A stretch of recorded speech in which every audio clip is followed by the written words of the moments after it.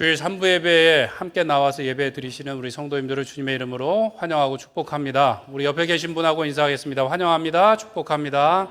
네. 예배하는 이 시간은 이 땅과 하늘나라가 만나는 시간이라고 합니다. 왜냐하면 천국 가서도 우리가 예배할 건데 이 시간 우리가 이 땅을 사는 시간 중에 가장 값진 예배를 드리고 있기 때문입니다. 가장 소중한 시간을 드리는 그 표정이 아니신 것 같긴 한데 하나님께서 오늘도 우리의 귀한 예배를 받아주시고 새롭게 하실 줄 믿습니다. 종교개혁가 루터는 이런 얘기를 했어요. 인생에 사는 최고의 궁극적인 목표는 구원받는 것이 아니라 무엇하는 거라고요? 하나님을 찬송하는 것이다. 맞을까요? 틀릴까요? 맞죠. 성경에 보니까 이사야서 43장 21절에 보면 이 백성은 내가 나를 위하여 지었나니 나를 무엇하게 하려? 찬송하게 하려 함이니라고 말씀하고 있습니다. 오늘 세례받고 입교한 우리 지체들도 그 문답 가운데 보면 있는데 사람의 제일 되는 목적은 무엇인가? 하나님을 영화롭게 하고 영원토록 그분을 즐거워하는 것이 인생의 최고의 목적이다라고 말하고 있습니다. 하나님을 영화롭게 하는 방법 뭐예요? 찬송이 최고의 방법이고 하나님을 즐거워하는 방법이 뭐예요? 찬송하는 것이 그 방법입니다. 우리는 하나님께 공수표를 많이 날릴 때가 있어요. 하나님께서 나에게 물질의 복을 많이 주시면, 하나님께서 나에게 무언가를 주시면 이것도 하고 저것도 하고 하겠다는 거죠. 언제요? 언젠가와 만약을 심었더니 아무것도 나지 않았다는 이야기가 있는데, 사실 하나님이 다 갖고 계신데 굳이 우리한테 주셔서 우리가 또 하나님한테 드려야 될 이유가 뭐가 있을까요? 없죠. 하나님은 모든 것이 부족함이 없는 창조주 하나님이십니다. 우리가 뭔가 대단한 일을 해드리는 것보다 하나님을 찬양하는 것이 하나님을 기쁘시게 하는 길인 줄 믿습니다. 찬양은 이 땅에서뿐만 아니라 천국에서도 우리가 영원히 할 것이고, 그것은 우리의 기쁨의 표현일 뿐만 아니라 기쁨의 완성이다라고 말하고 있어요. 기뻐서만 찬송하는 것이 아니라 찬송하기 때문에 어떻게 해요? 기뻐하게 되고, 찬송하기 때문에 하나님을 더 사랑하게 되고 우리가 관계가 더 깊어지게 되는 줄 믿습니다. 오늘 본문에 보면 모세의 노래, 모세의 찬양이라는 이 찬양이 나오고 있습니다. 이 찬양은 성경 중에서 제일 첫 번째로 나오는 찬양의 가사예요. 이 앞에는 찬양이 있을까요? 없을까요? 없다고 말씀드렸잖아요. 이것이 첫 번째라고 말씀드렸죠. 근데 생각해보면 있을 것 같은데 없고, 이게 첫 번째 찬양이라는 것이죠. 하나님께서 아담과 하와뿐만 아니라 그의 자손들 에녹과 노아와 또 많은 믿음의 조상들에게 복을 주시고 기적을 베풀어 주셨습니다. 또 출애굽하기까지 하나님께서 이스라엘 백성들 가운데 10가지 놀라운 기적을 보여주시고 이스라엘 백성들을 구원시켜 주셨는데, 그때는 감사하고 기뻤는지 모르지만 최소한 성경에는 찬송이 기록되어 있어요? 없어요? 없다고 말씀드렸지 않습니까? 없습니다. 없어요. 이전에는 성경에 이렇게 찬송이 기록된 적이 없습니다. 이게 첫 번째 찬송이에요. 왜 그런가? 하나님께서는 우리를 찬송하게 하기 위해서 지으셨는데 찬송은 누가 시킨다고 되는 건가요? 아닌가요? 그러면 찬송이 아닌 거죠. 웃음이라는 것도 누군가 웃으라 그래서 웃을 수 있나요? 웃겨야 웃죠. 자, 지금부터 웃겠습니다. 그러면 웃으시는데 웃으세요라고 말하는 순간 웃지 못할 심각한 상황이 되는 거죠. 누군가를 찬양하라라고 말하는 순간 찬양하고 싶지 않게 되는 거죠. 찬양이라는 것은 하나님에 대한 자연스러운 반응으로 나오는 거라는 거죠. 그냥 누가 시키거나 부탁해서 되는 게 아니에요. 그래서 보니까 이 창세기의 그 긴 이야기 가운데 하나님의 그 구원의 역사, 기적이 나와 있는데도 불구하고 찬송이 기록되어 있지 않고 이 홍해를 건너고 나서 모세를 통하여 이 찬양이 기록되어 있더라는 것이죠. 모세의 찬양의 첫 마디가 무엇인가 보니까 내가 여호와를 찬송하리니 라고 말하고 있어요. 내가 여호와를 찬송하리니. 찬송을 시작하는데 내가 여호와를 찬송하리니, 이게 뭐예요? 내가 이 감사하고 기쁜 마음을 노래로가 아니고서는, 찬송이 아니고서는 표현할 수 없다라는 말이에요. 너무나 복받치는 이 감정을 내가 찬송하지 않고서는 견딜 수 없다라는 선언인 것이죠. 하나님께서 찬송하라 그래서 이것을 적습니다가 아니라는 거예요. 찬양은 하나님께 대한 어떤 감사의 자연스러운 반응이라고 하겠습니다. 때문에 어쩌면 그 찬송이 자연적으로 나올 때까지 하나님께서 기다리셔서 어떻게 해요? 창세기를 다 지나고 출애굽기 15장에 와서 그것이 기록되어 있더라는 것이죠. 찬송이 당연한 것 같지만 가만 생각해 보세요. 그 수많은 세월들 동안 감사하고 기뻐하긴 했는데 공식적인 이런 찬양이 성경 가운데 기록되어 있지 않더라는 것이죠. 하나님께서 모든 사람들의 마음을 감동시키시고 찬송이 터져 나올 때까지 기다리시다가 이 출애굽기 15장에 와서 그것이 적혀 있더라는 거예요. 수많은 사랑과 은혜와 기다림을 기다리신 후에 이 찬송이 적혀 있게 되더라는 것이죠. 이전에 성경에 창세기와 출애굽기 15장 전에 노래가 나올까요? 안 나올까요? 노래는 나와요. 찬송이 안 나오고 노래는 나오는데 어디 나오는가 하면 창세기 4장에 가인의 5대 손이었던 라멕이 노래를 합니다. 라멕의 아내가 둘이요 아들이 둘이었는데 그 중에 아들 유발이 악기를 만들고 연주하는 사람의 조상이 되었어요. 그러니까 아마 아들의 연주에 맞춰서 노래를 했는데 이 라멕이 무슨 노래를 했는가? 살인과 복수의 노래를 했어요. 나에게 상처 입힌 자를 내가 죽였다. 나에게 해를 끼친 소년을 죽였다.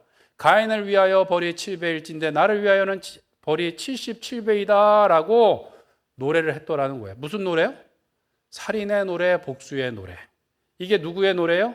죄된 사람의 노래라는 것이죠. 우리는 너무나 당연하게 찬양을 하기도 하고 듣기도 하고 고르기도 하고 하지만 사람에게서 찬양이 나오기가 쉽다는 거예요? 어렵다는 거예요? 쉽지 않더라는 것이죠. 쉽지 않았다라는 거예요. 여기 계신 성도님들은 어떻습니까? 찬양을 부르기를 좋아하십니까? 예, 듣기를 좋아하십니까? 예, 아멘이 왜 자신이 없으실까요? 우리는 찬양을 좋아한다고 하는데 가만 보면 우리에게서 찬양이 나오기까지 얼마나 큰 하나님의 사랑이 있었습니까? 우리가 여전히 죄인이었어요. 그런데 하나님께서 독생자 예수님을 우리를 위하여 대신 죽게 하셨어요. 그 복음을 들었음에도 불구하고 우리는 죄로 인해서 방탕하고 하나님의 은혜를 다 깨닫지 못했습니다. 하나님께서 기다리시다가 그나마 우리의 찬송을 듣게 되신 것이죠.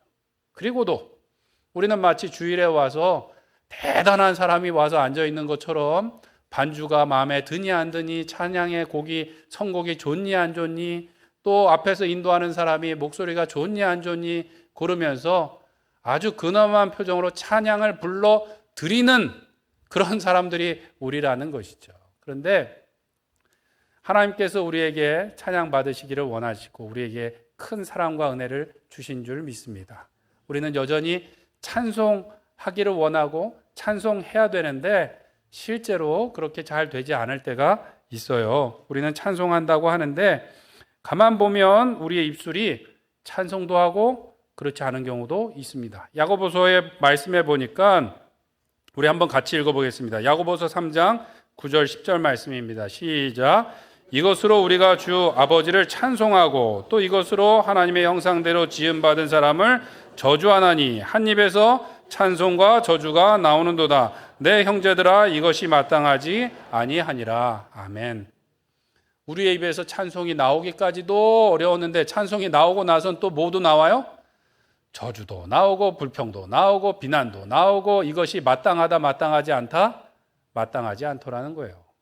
남행만 그런 게 아니라 우리 인생이 그렇다는 것이죠. 하나님의 은혜를 제대로 깨닫지도 못하고 감사하지도 못하고 찬송하지도 못하고 찬송하는 것 같은데 찬송과 함께 비난과 원망과 저주가 나오더라는 것이죠.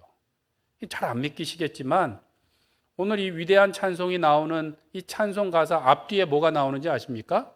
이스라엘의 원망이 나와요. 원망. 홍해를 건너고 나서 찬송이 나오는데 홍해를 건너기 전에 바로 뭐가 있었습니까? 원망이 있었죠. 소리치면서 하나님께 아우성치고 모세에게 원망하고 비난했어요.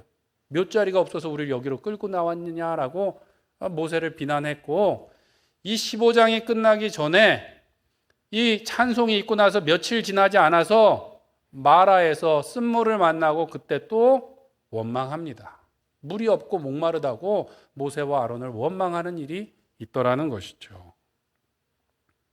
우리도 교회 안에 있다 보면 멋지게 우리의 신앙을 설명하기도 하고 찬송하기도 하는데 예배만 끝나고 나면 우리가 찬송하고 감사하는 것이 아니라 우리가 누군가 때문에라고 비난하고 원망하는 일들이 있을 때가 있습니다.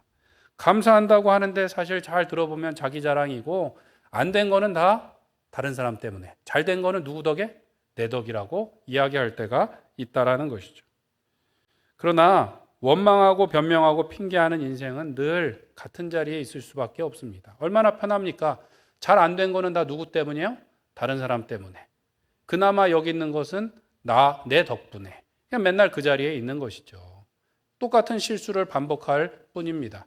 그러나 감사하고 찬송하고 하나님께 영광 돌리면 하나님께서 날마다 새로운 은혜를 부어주시고 더 큰 은혜의 자리로 복받는 자리로 나가게 해주시는 줄 믿습니다. 감사하고 찬송할 때 하나님께서 우리를 새롭게 하시고 더 큰 감사의 제목을 주시고 더 큰 복을 받게 하실 줄 믿습니다. 그런데도 불구하고 우리가 왜 감사하지 못하는가, 찬송하지 못하는가? 교만하기 때문인 것이죠. 교만하기 때문에. 절 보지 마시고 스스로를 바라보시면서 왜 찬양을 못할까? 우리는 교만하기 때문이에요. 찬송한다는 건 누군가를 높여야 되는데 누군가를 높이기보다 뭐예요? 내가 높아지고 싶기 때문에 찬송이 잘 안 되는 거예요. 왜 자꾸 비난하는 거예요? 왜 다른 사람 때문이라는 거예요? 나를 높이고 싶으니까. 잘 안 된 건 다른 사람 때문에, 잘 된 건 내 덕분에. 이렇게 말하는 것이죠. 이렇게 악한 마음이 어디서부터 왔는가? 너희 거짓의 아비인 누구요? 사탄에게서부터 온 것이죠. 사탄은 원래 성경에 보니까 무엇을 맡았던 천사라고 보통 해석을 하나요? 찬양을 맡았던 천사라고 해석하는 게 에스겔서 28장에 보면 그가 온갖 보석으로 치장을 하고 그에게 수금과 여러 악기를 주었다라는 말씀을 두고 찬양을 했었을 것으로 해석을 합니다. 그런데 타락하고 반역했어요. 하나님을 찬양하는 게 아니라 누구를 높여요? 자기를 높여요. 사단이 예수님에 대해서 우리보다 더 잘 알고 거라사 광인을 보면 막 찾아와서 엎드려서 하나님의 아들이시여 막 얘기를 하는데 감사하지는 않아요. 찬송하지는 않아요. 사단이 잘하는 것은 무엇인가? 성경에 보니까 요한계시록 12장 10절에 보면 우리 하나님 앞에서 밤낮 무엇하는 자? 참소하는 자. 참소하는 자. 사단이 잘하는 것은 감사하지 않고 비난하고 책잡고 누구 때문에라고 말하는 것을 잘한다라는 것이죠. 그러나 우리는 겸손함과 사랑으로 찬양하고 축복하는 자리에 서야 될 줄로 믿습니다. 우리가 인생을 살아가는 것은 그 찬송을 연습하는 거예요. 이 땅에서 잘 연습해갖고 천국 가서 우리만의 특별한 찬송을 올리기 위해서 이 땅을 하나님께서 살게 하신 줄 믿습니다. 사도행전 7장에 보면 스데반 집사님이 공회에서 설교하는데 그 조상들의 역사를 설명하면서 뭐라고 말하냐면 우리 조상들이 광야 교회에 있을 때라고 말해요. 광야 40년이 고통의 시간이 아니라 어디 있었던 거라고요? 교회에 있었대요. 교회에서 뭐 했을까요? 예배하고 찬송했겠죠. 그래서 이 출애굽기에서 광야가 시작되는 처음에 뭐가 있는가? 오늘 이 모세의 찬양이 나와요. 홍해를 건너오자마자 뭐가 있어요? 찬송이 나와요. 그러니까 광야가 끝날 때 뭐가 있을까요? 찬송이 있다니까요. 신명기 말씀의 마지막에 보면 뭐가 나오는가? 모세가 찬송을 지어서 가르치라는 이야기가 나와요. 신명기 31장 19절 말씀 한번 같이 읽겠습니다. 시작. 그러므로 이제 너희는 이 노래를 써서 이스라엘 자손들에게 가르쳐 그들의 입으로 부르게 하여 이 노래로 나를 위하여 이스라엘 자손들에게 증거가 되게 하라. 아멘. 신명기 마지막에 모세가 고별 설교를 하고 부탁한 것이 뭐예요? 노래로 지어서 이것을 대대로 부르게 하라라고 말하고 있어요. 절절한 설교가 나옵니다. 가나안 땅에 들어가면 분명히 너희들이 수고하지 않은 것들을 누리게 되다가 하나님을 잊어버리게 되고 하나님을 배반하게 될 건데 하나님께서 그때 그 얼굴을 숨기실 거야. 그런데 하나님을 떠나지 말아야 돼. 떠나지 말아야 돼도 안 되니까 어떻게 해요? 이 노래를 지어서 그 이들의 입으로 부르게 하라라고 말하고 있어요. 광야 교회의 시작도 찬송, 마지막도 뭐라고요? 찬송. 천국 가서도 우리가 찬송을 부르게 될 겁니다. 광야에서 훈련할 것은 무엇인가? 하나님을 찬송하는 것을 연습하고 훈련하게 되는 것이죠. 사랑하는 성도 여러분, 오늘 우리가 살아가는 이 땅이 광야 같을지라도 불평과 원망 대신 감사와 찬송이 가득하신 우리 성도님들 되시길 간절히 축원합니다. 우리의 찬송이 우리의 자녀들에게 그대로 전해질 줄 믿습니다. 누구 때문에라는 원망이 자녀들에게 전해지는 것이 아니라 하나님의 은혜를 찬송하고 감사하는 그 찬송이 자녀들에게 전해져서 우리 때보다 더 많은 더 큰 은혜를 받게 되는 귀한 복이 우리 성도님들 가정에 있기를 축원합니다. 그렇게 하기 위해서 첫 번째로 우리는 감사로 찬송을 올려야 되겠습니다. 감사함으로 찬송을 올려야 돼요. 2절 말씀을 한번 같이 읽겠습니다. 시작. 여호와는 나의 힘이요 노래이시며 나의 구원이시로다. 그는 나의 하나님이시니 내가 그를 찬송할 것이요 내 아버지의 하나님이시니 내가 그를 높이리로다. 아멘. 찬송한다는 것은 감사함으로 찬양하는 것이고 감사한다는 것은 하나님의 은혜를 노래하는 것입니다. 은혜라는 것은 내가 노력해서 내가 수고해서 뭔가 정당한 것을 받은 것이 아니라 나는 자격이 없고 공로가 없는데 거저 받았다라는 것을 고마워하는 것이 뭐예요? 은혜이죠, 은혜. 그것이 은혜예요. 그래서 오늘 우리가 읽은 2절 말씀에 보면 나의 하나님이라고 나오고 내가 그를 찬송할 것이요 그는 나의 아버지의 하나님이시니 라고 나옵니다. 나의 아버지의 하나님이시니. 모세가 찬양할 때 나의 하나님이라고도 말하고 나의 아버지의 하나님이시오 라고 말하는 이유는 자신들에게 이 그 구원받을 은혜 받을 공로가 있었던 것이 아니라 누구의 약속을 따라서 하나님께서 우리 조상들에게 주셨던 약속을 따라서 그 믿음의 유산을 따라서 오늘 우리가 이 구원을 받았고 복을 받았습니다 라고 말하는 거예요. 우리가 잘해서 지금 이렇게 됐습니다 라고 고백하는 것이 아니라 우리는 거저 받았습니다. 하나님의 은혜입니다 라고 고백하고 있는 것이죠. 우리는 가끔 죄인들 중에 그래도 괜찮은 A급 죄인이어서 이 자리에 먼저 와 있다라고 생각하는데 그렇지 않습니다. 사도 바울이 나는 죄인의 괴수라고 고백했던 것처럼 우리의 죄를 깨닫고 깨달을 때 하나님의 큰 은혜를 받게 되고 더 많은 사람들에게 이 은혜를 나누라고 우리를 먼저 불러주신 것뿐인 줄 믿습니다. 어쩌면 더 비참한 죄인이어서 더 흉악한 죄인이어서 더 다급해서 우리를 먼저 불러주신 것이라고 생각됩니다. 우리는 다 사랑의 빚진 자들이에요. 찬양한다는 것은 기브 앤 테이크가 아니에요. 하나님께서 나에게 뭔가를 주셨기 때문에 우리가 고맙다고 말하는 것이 아니라 은혜를 받았기 때문에 하나님께서 한량없는 은혜를 주셨기 때문에 우리가 영원토록 그 하나님을 찬양하며 하나님과 사랑의 관계로 나가야 되는 줄로 믿습니다. 내 덕분에가 아니라 예수님 덕분에입니다. 우리의 부족하고 부끄럽고 부정한 모습에도 불구하고 예수님 덕분에 우리가 복을 받고 이 자리에 와 있는 줄 믿습니다. 누구 때문에 우리가 잘 안 됐는데 우리 덕분에 우리 가정을 지켰고 우리 교회를 지켰습니까? 그렇지 않습니다. 우리의 부족하고 부정함 가운데에도 하나님께서 은혜를 주셔서 여기까지 와 있는 줄 믿습니다. 핑계와 변명과 원망을 우리가 우리의 자녀들에게 물려줄 것이 아니라 감사와 찬송을 우리의 자녀들에게 물려줄 수 있는 우리 로뎀교회 성도님들 되시길 간절히 축원합니다. 한 가지 더 우리가 감사로 찬송한다는 것은 구체적으로 감사하고 찬송하는 것을 말합니다. 오늘 시편에 보면 하나님께서 행하신 일을 구체적으로 표현하는데 반복되는 말이 있는데 4절에 나오는 바로의 병거와 그의 군대를 바다에 던지셨다. 바로의 말들을 바다에 던지셨도다라는 이 찬송의 가사가 나중에 그 미리암의 노래 가운데도 반복되는 것을 보게 됩니다. 왜 그것을 굳이 말하는가? 이 홍해를 건너기 전에는 그 바로의 군대와 바다가 무엇의 대상이었습니까? 두려움과 원망의 대상이었어요. 두려움과 원망의 대상이었는데 지금은 무엇의 재료가 되었습니까? 감사와 찬송의 재료가 되었다라는 것이죠. 그래서 그것을 구체적으로 기록하고 하나님의 위대하심을 증거하고 있는 것입니다. 큰 물이 하나님께서 콧김으로 그것을 벽으로 세워 우리를 구원하여 주셨습니다 라고 구체적으로 이야기하고 있는 것이죠. 사람은 참 간사해서 원수는 물의 색이고 은혜는 돌의 색이라고 했는데 반대로 할 때가 있다는 거죠. 주로 반대로 합니다. 원수는 어디에 새겨요? 돌의 색이고 은혜는 물에 새겨갖고 물에 새기니까 금방 잊어버려요. 처음에는 너무 고맙습니다 막 이러다 하루만 지나면 어떻게 해요?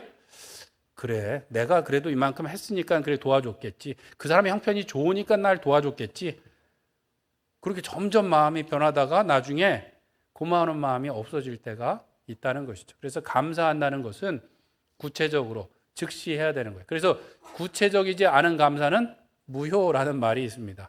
서울여대 장경철 교수님이라고 있는데 기말고사 시간에 이제 시험 문제를 냈습니다. 이게 손으로 빽빽하게 이제 적어내야 되는데 한 여학생이 서울여대니까 여학생이 빈 시험지를 내면서 맨 밑에다가 교수님 한 학기 동안 너무 잘 가르쳐 주셔서 감사합니다.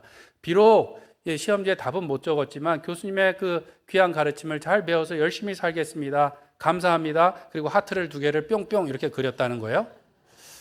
이게 애교 점수를 줘야 되나 말아야 되나 고민하시다가 이렇게 적었대요. 구체적이지 않은 감사는 무효입니다. 이렇게 적었대요. 감사했으면 뭐가 감사한지 시험지에다 적어야 되는데 이게 아무것도 없고 이런 감사는 감사가 아니라는 것이죠. 하나님께 대해서도 우리도 마찬가지입니다.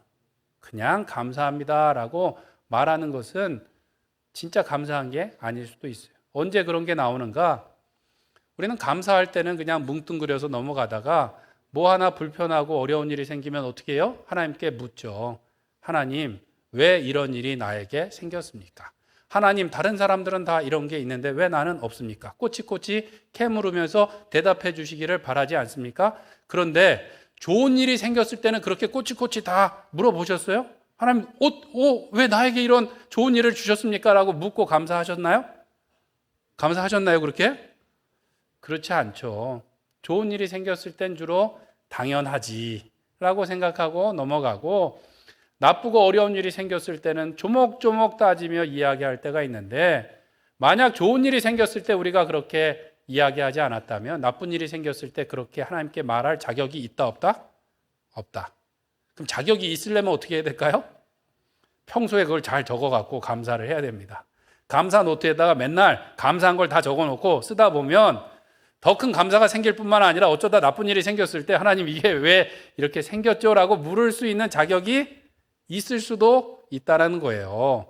그 무슨 말씀을 드리냐 하면 구체적으로 하나님께 감사함으로 더 큰 은혜의 자리로 복받는 자리로 나가시는 우리 성도님들 되시길 간절히 축원합니다. 내 자랑이 아니라 하나님의 은혜를 자랑함으로 하나님의 더 큰 사랑을 받으시는 우리 성도님들 되시길 축원합니다. 두 번째로 우리는 소망으로 찬송을 드려야 되겠습니다. 우리 13절 말씀을 같이 읽겠습니다. 시작. 주의 인자하심으로 주께서 구속하신 백성을 인도하시되 힘으로 그들을 주의 거룩한 처소에 들어가게 하시나이다. 아멘. 오늘 말씀은 모세의 노래라고 불리기도 하고 13절 이후에는 어린 양의 노래, 구속의 노래라고 불리기도 합니다. 구속이라는 단어가 나오죠. 속량이라는 것은 값을 주고 자유롭게 한다는 거고 구속이라는 것은 더 큰 개념으로서 속량한 그를 이끌어내다, 인도하다라는 의미까지 포함하는 단어입니다. 이 구속하여 오늘 보면은 우리가 읽은 13절의 말씀에 보면 주의 거룩한 처소에 들어가게 하십니다 라고 말하고 있고 17절에도 보면 주의 기업의 산에 심으실 겁니다. 주의 처소로 삼으십니다. 나중에 보면 주의 손으로 세우신 성소에 우리를 인도하신다라고 말하고 있어요. 주의 손으로 세우신 성소가 어디 있을까요? 이 땅에 있나요? 하늘에 있나요? 하늘에 있죠. 사람이 지은 장막이 무너지면 하늘에 하나님께서 손으로 지은 장막이 기다린다라고 말씀하고 있지 않습니까? 영원한 집, 영원한 예루살렘. 하나님께서 천국으로 우리를 인도하실 것을 누가 지금 노래하고 있어요? 모세가 노래하고 있는 거예요. 그래서 인도한다라는 그 단어들이 많이 나오는데 다 능동태 미완료형으로 쓰였습니다. 그러니까 완료된 게 아니라 앞으로 그렇게 하실 일에 대해서 노래하고 있는 거예요. 그래서 아직 만나지도 않은 블레셋 주민들이 두려워할 거라고 14절에 이야기하고 에돔의 두령들도 놀랄 것이다 라는 이야기를 합니다. 지금 일어난 일인가요? 앞으로 일어날 일인가요? 일어날 일. 가나안에서 일어날 일에 대해서 이야기하고 있고 앞으로 이 어린 양의 피뿐만 아니라 어린 양 예수의 피로 영원한 하나님의 성소에 들어갈 것에 대해서도 지금 모세가 예언하듯 소망 가운데 노래를 하고 있더라는 것이죠. 아직 일어나지 않았지만 하나님께서 반드시 그렇게 해주실 줄 믿고 지금 찬송하고 있더라는 거예요. 찬송은 기분이 즐거울 때만 아니면 내가 뭔가를 받았을 때만 하는 것이 아니라 믿음이 있는 사람이 찬송하게 되는 줄 믿습니다. 성경에 보면 찬송의 대장이 있어요. 대장. 누군가 하면 많은 시편을 지은 다윗이 시편을 지었는데 시편 노래 보면 대부분의 시작이 즐겁게 시작하나요? 탄식으로 시작하나요? 탄식으로 시작하죠. 하나님 어느 때까지 주의 얼굴을 숨기시겠습니까? 목마른 사슴이 신냇물을 찾기에 갈급한 같이 지금 찾고 있습니다. 하나님 내 목숨이 지금 왔다 갔다 합니다. 나를 좀 도와주세요라고 시작하는데 시편의 중반에 보면 하나님만이 나의 힘이십니다. 나의 생명을 붙잡으시는 분입니다. 라고 확신하고 시편의 마지막에 보면 뭐래요? 내가 더욱 주님을 찬송하겠습니다. 이 세상의 모든 만물들아 다 하나님을 찬송할지어다 라고 이렇게 선언을 하더라는 것이죠. 다윗 안에 무엇이 있기 때문에? 소망이 있기 때문에. 아직 문제가 해결되지 않았지만 하나님께서 해결해 주실 줄 믿는 믿음 가운데 그가 찬송했다라는 것이죠. 그래서 시편 71편 14절에 보면 이렇게 말합니다. 우리 한번 같이 읽겠습니다. 시작.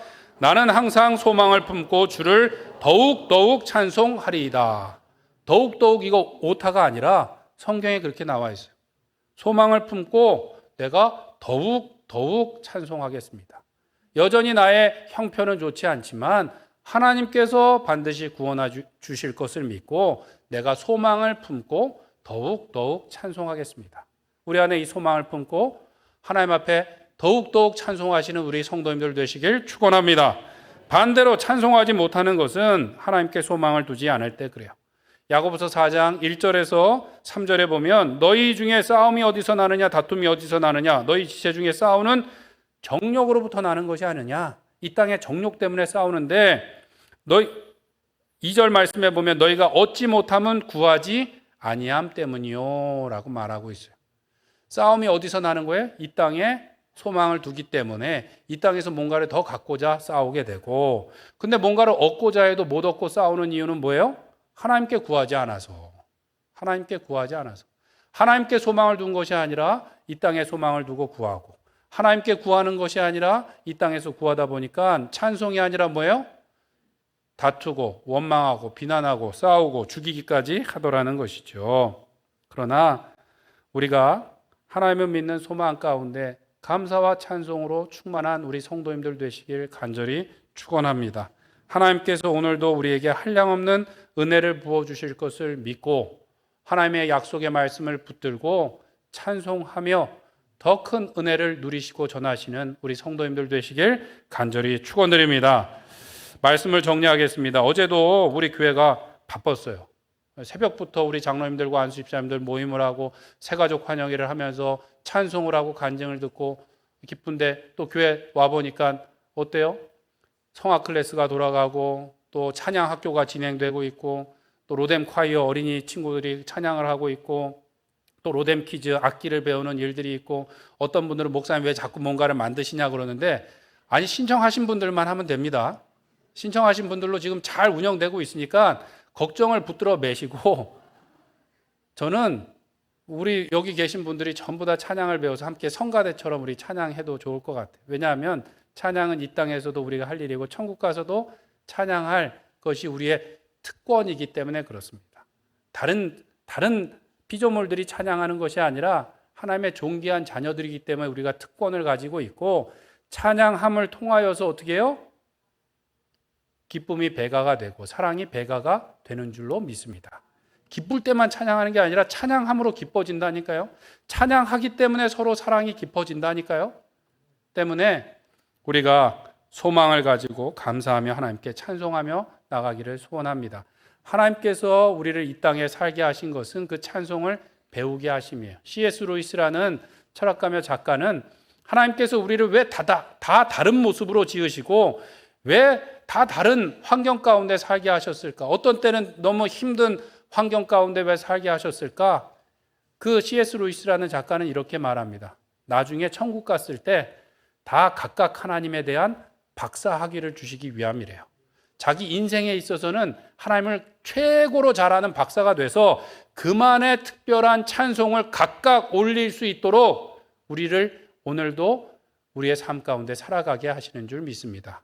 내 삶이 광야와 같을지라도 우리가 불평하고 원망할 것이 아니라 찬송을 잘 열심히 연습하고 연구해서 하나님 나라 갔을 때 찬송의 박사로, 찬송의 대장으로 쓰임 받으시며 하나님께 영광 돌리시는 우리 모든 로뎀교회 성도님들 되시길 간절히 축원드립니다. 우리 시간 함께 기도하겠습니다. 하나님, 우리가 감사함으로 늘 주님을 찬송하는 주의 백성 되게 하여 주시옵소서. 주님을 사랑함으로 찬송하게 하여 주시옵고, 소망 가운데 찬송함으로 하나님께 영광 돌리며 더 큰 은혜의 자리로 나가는 우리가 되게 하여 주시옵소서. 우리 주여 한번 부르짖고 기도하겠습니다. 주여, 사랑이 많으신 하나님 아버지, 우리